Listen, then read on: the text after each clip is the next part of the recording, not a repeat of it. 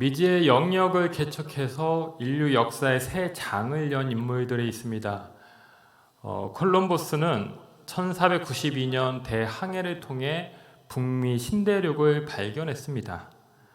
또 닐 암스트롱은 1969년 달에 착륙해 우주 시대를 열었고요. 스티브 잡스는 아이폰을 개발해서 디지털 시대를 선도하는 인물이 되었습니다. 세상의 기존 질서에 머물지 않고 한 번도 가보지 않은 새 길을 걸어간 사람들을 향해서 우리는 개척자라고 말하죠. 이들의 도전 정신과 용기는 온 인류가 본받아야 될 아름다운 가치라고 할 것입니다. 자, 오늘은 믿음으로 5번째 시간이죠. 오늘 우리가 살펴볼 인물은 아브라함입니다. 여러분, 이 아브라함은 유대인들이 지금도 자랑스럽게 생각하는 조상입니다. 이 아브라함으로부터 유대 민족 전체가 형성되었다 해도 과언이 아니죠. 이 아브라함은 믿음의 조상으로서 우리 역시 그의 자손이라고 할 수 있을 것입니다. 그래서 히브리 기자는 많은 사람들 중에서도 이 아브라함에 대해서 가장 많은 비중을 들여서 그를 소개하고 있습니다. 자, 그렇다면 이 아브라함은 어떻게 믿음의 조상이 되었을까요? 그는 도대체 어떤 삶을 살았길래 이 믿음의 시대를 연 선구자적인 인물, 믿음의 롤 모델이 되었을까? 여러분, 오늘 8절 말씀을 보면 이렇게 시작을 하고 있습니다. 믿음으로 아브라함은 부르심을 받았을 때에. 자, 여기 받았다라고 말을 하고 있죠. 수동태입니다. 하나님이 아브라함에게 오셨고 아브라함은 하나님의 초청을 받았다라는 것입니다. 여러분, 세상의 소위 영웅들에게는 한 가지 공통점이 있습니다. 적극적이고 실패를 두려워하지 않는 담대함, 모험정신, 이런 것이 그들에게는 있다라는 것이죠. 이들은 자신의 능력과 행위를 내세웁니다. 자신이 주도하고 계획을 세워서 어떤 성과를 냈을 때 사람들의 갈채와 환호를 받습니다. 이것이 세상의 일반적인 법칙이죠. 자, 그러나 믿음은 어떻습니까? 믿음은 정반대입니다. 믿음이 우리에게 주어지는 것은 내 노력이나 업적에 의해서가 아닙니다. 내가 잘나고 내가 더 뛰어나서도 아닙니다. 하나님이 먼저 나에게 오셨기 때문입니다. 하나님의 선물이라는 것이죠. 여러분, 우리가 좋아하는 김춘수 시인의 꽃이라는 시를 보면 이렇게 시작을 합니다.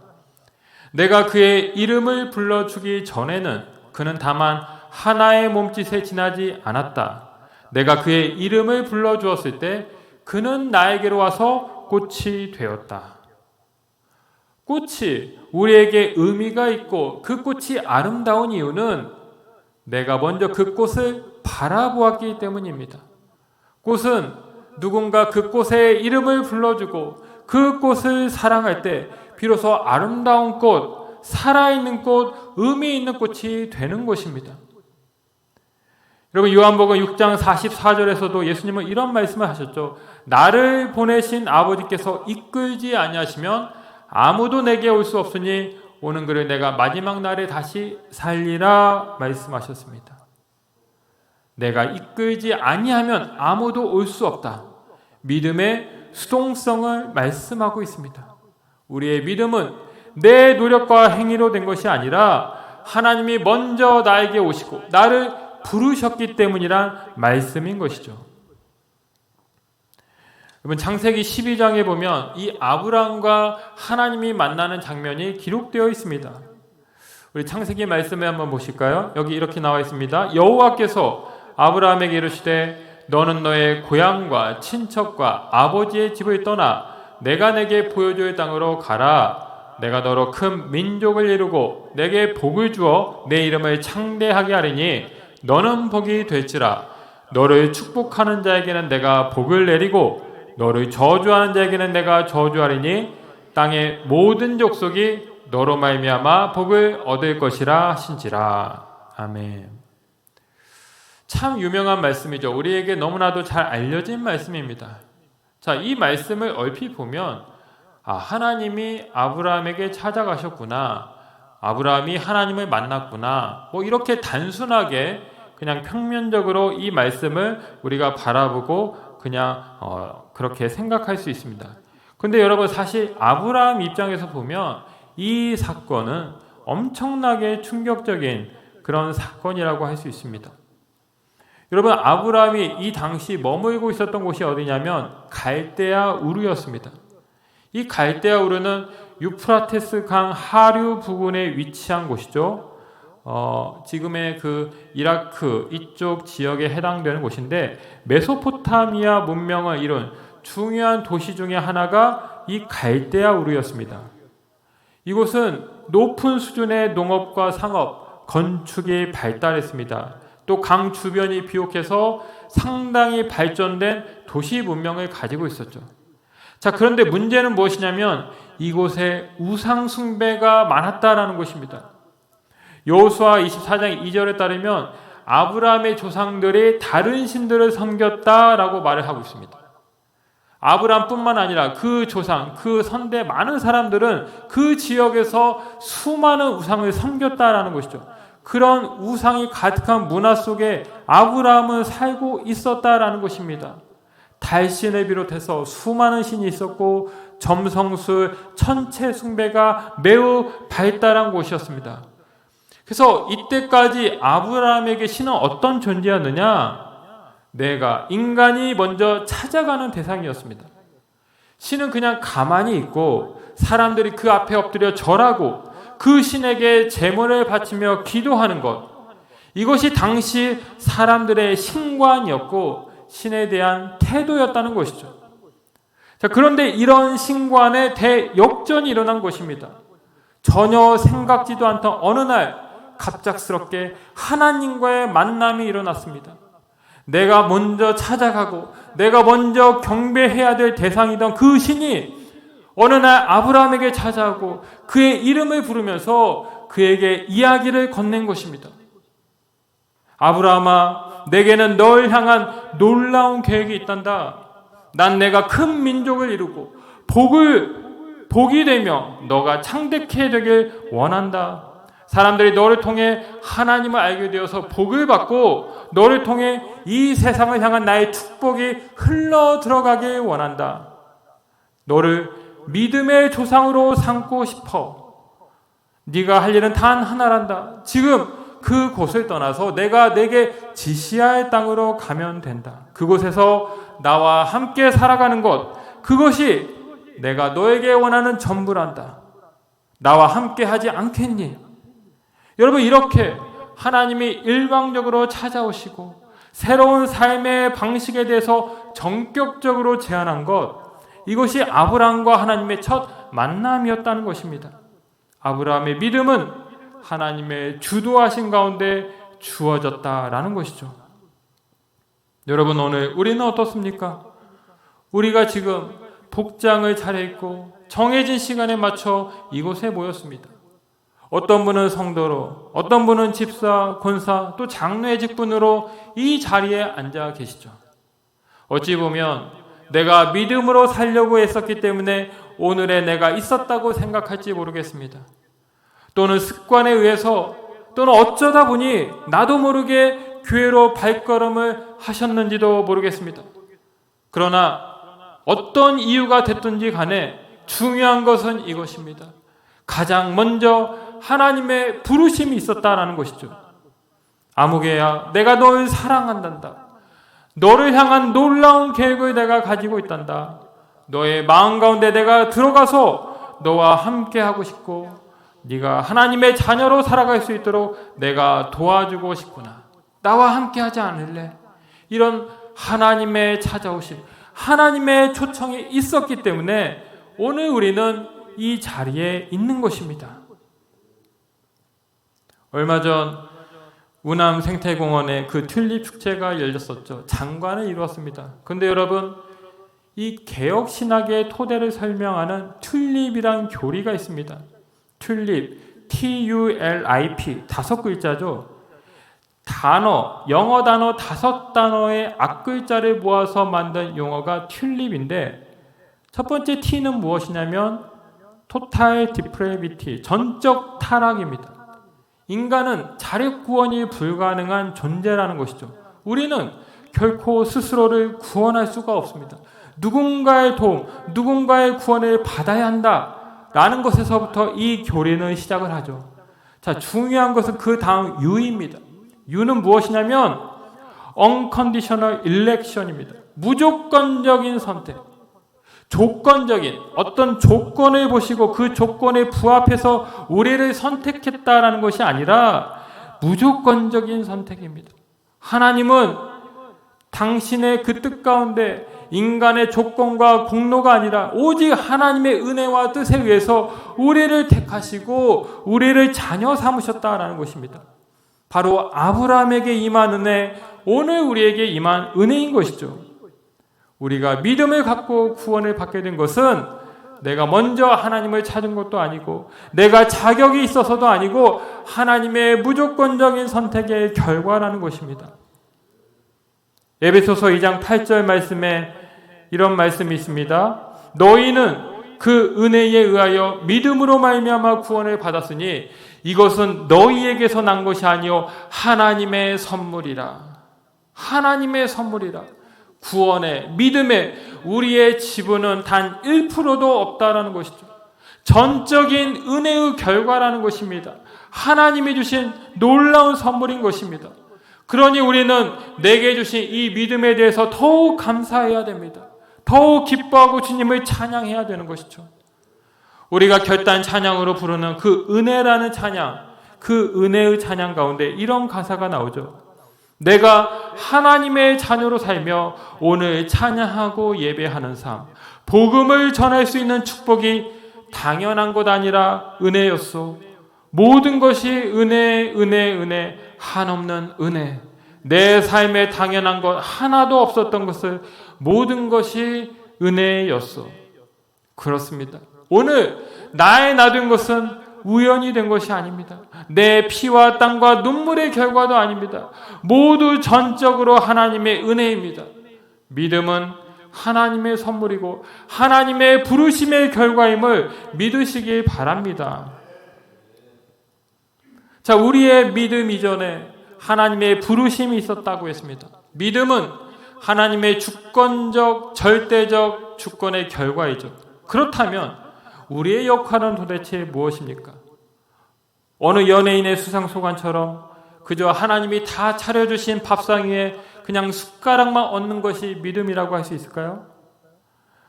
여러분, 하나님의 부르심 앞에서 우리가 기억해야 될 중요한 사실이 있습니다. 바로 순종인 것이죠. 여러분, 하나님이 아브라함을 부르실 때, 즉 아브라함이 하나님 부르심을 받을 때 그의 반응을 성경은 이렇게 기록하고 있습니다. 순종하여. 부르심을 받을 때 순종하여. 아브라함은 순종했다는 것이죠. 여러분, 창세기 12장을 보면 이 사실이 더 생생하게 기록되어 있습니다. 12장 4절 말씀을 보실까요? 이에 아브라함이 여호와의 말씀을 따라갔고, 하나님이 찾아오시고 말씀하셨을 때 아브라함은 지체하지 않았습니다. 머뭇거리지 않았습니다. 계산하면서 유불리를 따지지도 않았습니다. 그는 즉시 따라갔습니다. 순종한 것입니다.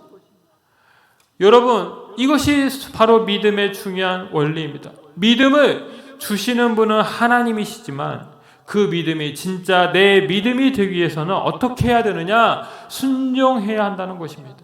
아멘 하면서 그 말씀을 받고 지켜야 하는 것입니다. 아무리 좋은 선물도 내가 그것을 받지 않으면 그 선물은 내 것이 되지 않습니다. 믿음도 마찬가지입니다. 아브라함은 그 하나님의 부르심을 받았고 말씀에 반응해서 즉시 따랐습니다. 순종했습니다. 이것이 오늘 우리에게 필요한 바로 믿음의 두 번째 요소인 것입니다.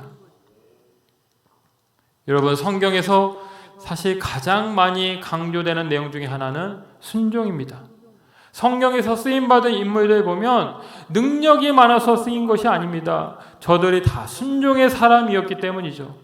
예수님도 하나님 뜻에 순종해서 이 땅 가운데 종의 형체를 입고 내려오셨습니다. 오죽하면 순종이 제사보다도 낫다라고까지 했습니다.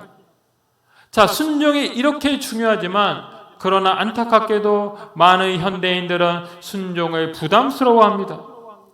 이 순종이 내가 좋아하고 내가 관심, 내가 원하는 것에 관한 것이면 상관없겠는데 대개는 내 생각, 내 상식, 내 의지에 반하는 경우가 많기 때문에 이 순종을 꺼려한다라는 것입니다. 여러분, 지금 아브라함에게 주어진 상황도 비슷합니다. 아브라함이 어떤 순종을 해야 했을까요? 그는 장래 유업으로 받을 땅에 나아갔을 때 갈 바를 알지 못하고 나아갔다라고 했습니다. 여러분, 이건 정말로 말이 안 되는 부분입니다. 지금 갑자기 나타나셔서 그 아브라함을 향해 떠나라고 말씀을 하시는데 어디로 가라고 하는지 구체적인 말씀을 하지 않습니다. 어떻게 가야 한다고 설명하지도 않습니다. 도착하면 어떤 일이 기다리고 있고 누가 맞이할 것이고 뭐 이런 자세한 내용이 하나도 나오지 않습니다. 그냥 무작정 떠나라는 것이죠. 그러니 여러분, 이것은 보통 순종이 아닌 것입니다. 많은 현대인들이 점을 봅니다. 타로 같은 것을 하죠. 심지어 그런 이용자들 중에는 그리스도인들도 상당수 있다고 합니다. 여러분, 왜 사람들이 이런 것에 관심을 가질까요? 우리는 미래에 대해서 전혀 알 수가 없죠. 그러다 보니까 이 미래에 먼 훗날 자신에게 어떤 일이 일어날까 여기에 대해서 궁금증을 갖게 되는 것입니다. 애곤이 있다고 한다면 미리 피할 요령으로 그 미래에 대해서 알고 싶어하는 그런 본성들이 있는 것이죠. 여러분, 성경도 미래에 대한 관심이 많습니다. 많은 이야기를 합니다. 하나님은 구약시대 여러 선지자를 통해서 미래의 일들을 미리 보여주고 심판과 구원의 메시지를 전하게 하시기도 했습니다. 자, 그런데 이 미래의 일을 예언하고 예견하고 예측하는 것도 중요하지만 그보다 더 우리가 관심을 가지고 붙잡아야 될 것이 있습니다. 바로 미래를 아실 뿐만 아니라 이 미래를 창조하시는 하나님을 바라보아야 한다는 것입니다. 고린도서 6장 10절에 보면 그런 말씀이 있습니다. 하나님을 아는 자는 아무것도 없는 자 같으나 모든 것을 가진 자라고 했습니다. 아무것도 없는 것 같지만 모든 것을 가진 자. 그렇습니다. 우리가 하나님과 동행하면 당장 내일 일이 어떻게 일어날지 몰라도 상관없습니다. 괜찮습니다. 하나님이 나와 함께 하시기 때문에 우리는 안전하고 평안한 것이죠. 두려워할 필요가 없는 것입니다. 지금 익숙한 고향, 정든 삶의 자리, 또 내 모든 생계수단을 다 내려놓고 저 미지의 향을 땅에 떠나간다? 대단한 모험이 아닐 수 없습니다. 보통 용기가 아니고서는 할 수 없는 일이죠. 그런데 아브라함은 순종했습니다. 도대체 무엇 때문에 아브라함은 이런 순종을 할 수 있었습니까? 그는 어디로 가는지는 몰랐지만 누구와 가는지는 알고 나아갔습니다.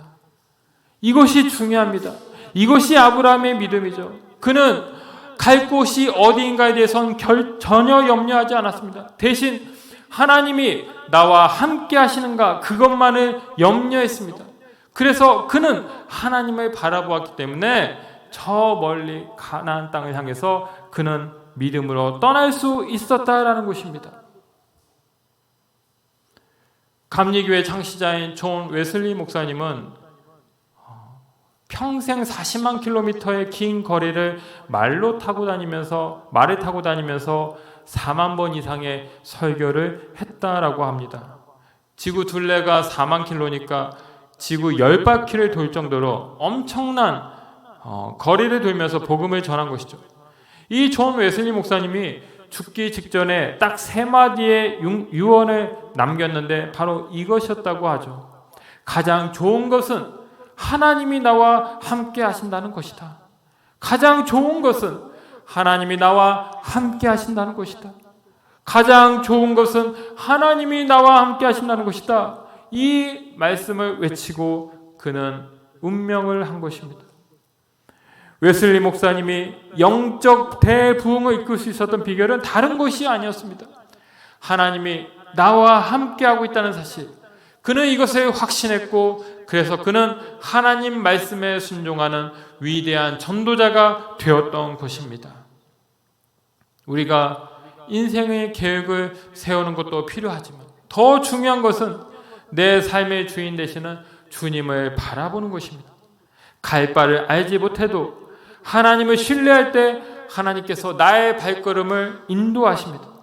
나를 가장 좋은 길로 이끄시고 형통케 하십니다. 그래서 가장 좋은 것은 하나님이 함께하는 것이고 하나님께 순종하는 것입니다. 순종은 축복의 열쇠입니다. 하나님이 주신 믿음을 작동케 하는 연료가 바로 순종입니다. 순종의 은혜가 여러분과 함께 하시길 주님의 이름으로 축복합니다. 자, 아브라함은 하나님의 그 절대적 주권적 부르심을 받아 믿음으로 순종했습니다. 이것이 아브라함의 믿음이라고 했습니다. 자, 그럼 이렇게 믿음의 길을 걷는 자에게 하나님이 주시는 소망은 무엇일까요?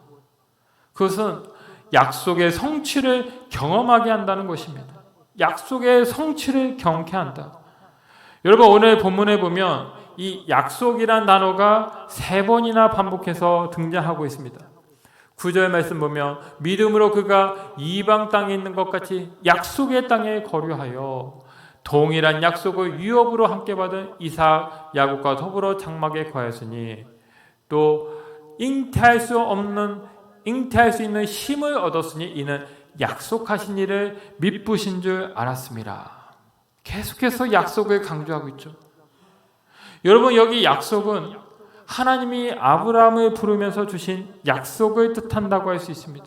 어떤 약속을 주셨습니까? 3가지 약속을 하셨죠. 땅과 자손과 그리고 복에 관한 약속을 주셨는데 이 3 약속이 모두 다 성취가 되었다라는 것입니다. 하나님은 아브라함에게 내가 내게 지시할 땅으로 가라, 이렇게 가나안 땅을 약속하셨는데 이스라엘이 애굽의 모든 종생활을 마치고 마침내 가나안 땅에 들어가면서 이 땅의 약속이 성취가 됩니다. 자손의 약속도 성취가 되죠. 아브라함이 99세가 되던 해 하나님이 나타나셔서 말씀하셨습니다. 내년 이맘때쯤 내가 아들을 낳게 될 것이다. 옆에서 이 소리를 들은 사라가 말도 안 된다고 생각해서 웃지만 아브라함이 100세가 됐을 때 비로소 사라는 이삭을 낳게 됩니다. 그래서 그 이삭으로부터 12지파가 태어나 하늘의 별처럼 허다한 민족을 이루게 됩니다. 약속의 성취이죠. 복의 약속도 성취가 됩니다. 갈라디아서 3장 14절 말씀에 보면 이런 말씀이 있습니다. 이는 그리스도 예수 안에서 아브라함의 복이 이방인에게 미치게 하고 또 우리로 하여금 믿음으로 말미암아 성령의 약속을 받게 하려 함이라. 자, 아브라함의 씨에서 다윗이 나오고 이 다윗의 후손에서 예수님이 오셨습니다. 예수님을 믿는 믿음 안에서 우리는 다 아브라함의 자손이 된 것이죠. 결국 아브라함이 복의 근원이 되어서 모든 믿는 자들의 조상이 된 것입니다. 약속의 성취인 것이죠. 하나님의 약속은 반드시 이루어지고 하나님이 일하시면 불가능이 없다라는 것을 보여준 것입니다. 오늘 이 아브라함을 히브리 기자가 소개하면서 그의 아내 사라도 간략하게 소개를 하고 있습니다. 이 사라에 대해서 특별히 사라는 11절에서 하나님을 이렇게 고백하죠. 약속하신 일을 미쁘신 줄 알았습니다. 여러분, 우리 하나님은 어떤 분이십니까? 미쁘신 분, 즉 신실하신 분이십니다. 약속을 반드시 이루시는 분이시죠. 세상은 거짓과 소금이 난무합니다. 약속을 했다가도 약속을 취소하고 약속을 못 지키는 일이 허다합니다. 하지만 우리 하나님은 변함도 없으시고 회전하는 그림자도 없으신 분이십니다. 약속을 이루시는 것이죠. 하나님은 스스로 있는 자에서 모든 것을 다 가능케 하시고 있게 하시는 분이십니다. 하나님은 당신을 사랑하는 자, 곧 그의 뜻대로 부르심을 입은 자들에게 모든 것이 합력하여 선을 이루게 하신다고 말씀하셨습니다. 하나님은 약속을 주시고 성취하시는 분이라는 것입니다.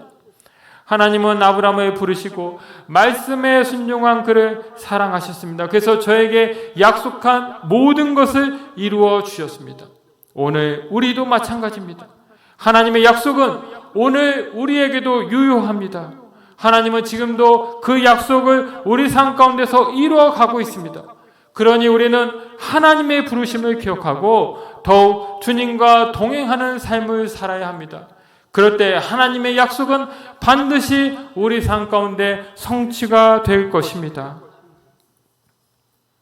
지난주에 제가 전도사 시절에 그 지도했던 제자가 청주로 올라와서 거의 20년 만에 이제 만남을 갖게 되었습니다.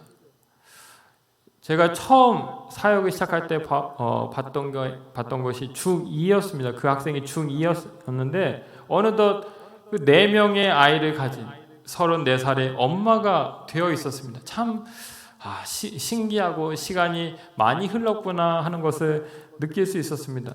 이런저런 대화를 나누는데요. 그 학생들을 데리고 대만으로 비전 트립을 갔던 것이 아이들의 진로에 큰 영향을 끼쳤다라는 것을 알게 되었습니다. 그 당시 선교에 참여했던 고1 학생 한 명은 이 선교의 영향으로 제가 다녔던 학교 중문과에 입학해서 제 직속 후배가 되었고요. 지금도 그 중국어 관련 일을 하고 있다는 이야기를 들었습니다. 주중에 찾아온 그 제자 역시 대학에 입학해서 1년 반 동안 중국으로 장기 선교사 사역을 하고 대학 졸업 후에는 선교 단체에 들어가서 간사일을 했다고 합니다. 또 결혼을 해서 이제 다음 달이면 이집트로 이 선교사 파송을 앞두고 있는 그런 상황이었습니다. 참 하나님의 인도하심이 놀라웠습니다. 그뿐만이 아닙니다. 이 제자가 이 부모님은 교회를 다니지 않았습니다. 그래서 주일이 되면 제가 항상 차를 이제 가지고 가서 태우고 이렇게 교회 와서 예배를 드리고 했던 그런 학생이었습니다. 근데 이 친구가 이제 중국에 간다고 했을 때 부모님이 말릴 수가 없어서 이제 중국에 갔는데 거기 가 있는 동안 이 엄마가 그 집 앞에 있는 교회로 인도가 되어서 신앙생활을 시작했고 지금은 교회 권사님이 되어서 이 딸의 든든한 기도 동역자가 되었단 말에 정말 감사했습니다. 아버지는 돌아가셨지만 그리고 남동생이 아직 마음을 열지 않고 있지만 하나님의 때가 되면 이 남동생도 반드시 하나님 품으로 돌아올 것이라 믿어 의심치 않습니다. 이 제자를 만나고 난 다음에 저는 하나님의 부르심이라는 그 찬양이 떠올랐습니다. 하나님의 부르심에 그 찬양을 보면 이런 가사가 있죠. 하나님의 부르심에는 후회하심이 없네. 내가 이 자리에 선 것도 주의 부르심이라. 하나님의 부르심에는 결코 실수가 없네. 나를 부르신 하나님의 신실하심을 믿네. 날 부르신 뜻 내 생각보다 크고 나의 향한 계획 나의 지혜로 측량 못하나 가장 좋은 길로 가장 완전한 길로 오늘도 날 이끄심 있네.